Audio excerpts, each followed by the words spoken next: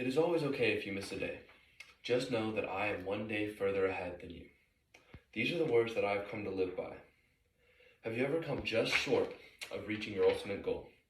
And then you look back and you think, oh, I could have worked just a little bit harder here, or put a little more time here, or just worked a little bit longer. Whether it's a week more, a day more, even an hour or two more. And you just know that not only could you have achieved your goals, but surpassed them. To me, this quote that I now live by means that for every day that I'm not putting my all into what I do is another day someone else is, and they are achieving my goal. I used to be a lazy, unmotivated, unwillful kid, going from my middle school years all the way up to my mid-high school years. I would not try my hardest, I would be unathletic and just choose to stay there. I would not put my all into my grades and my health and all of it. The transition from middle school to high school especially showed me this. Middle school, me, was just lazy and did not put his all into his grades and was unathletic. I was only in choir and band, and so I did not have anything really pushing me. Then I got into high school and I became a swimmer/soccer player, and it all hit me. Going into swim every day and getting absolutely obliterated by these long, hard training sessions, and these people like my friends Josh and Carson, they both were light years ahead of me. They were 6+ year swimmers. They were achieving state times their freshman year. They were all these amazing things, and I looked up to them, and yet I couldn't achieve that, and I wondered why. Now looking back, I see why.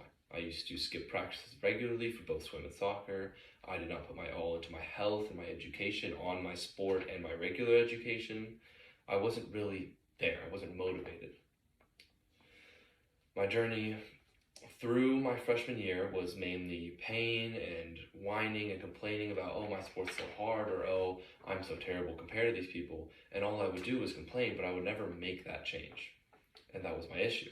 All I would do was think about what I was doing wrong and what wasn't good enough, and I was never thinking about how to get to the next step.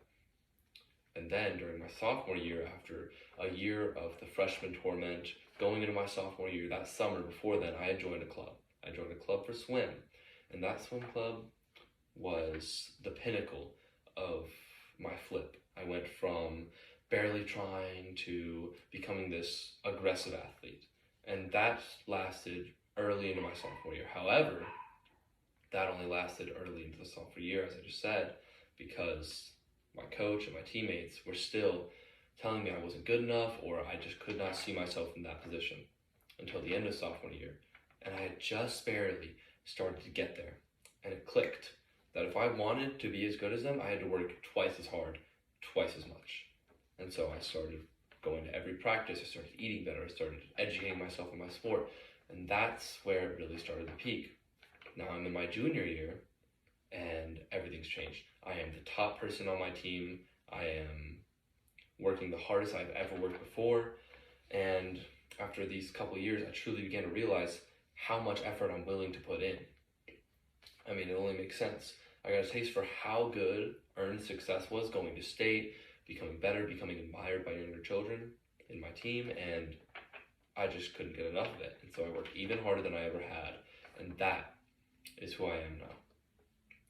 I pushed myself as hard as I physically could, defying all mental and physical barriers I ever had, and now I am my ideal self, always working to get better and always becoming better and greater.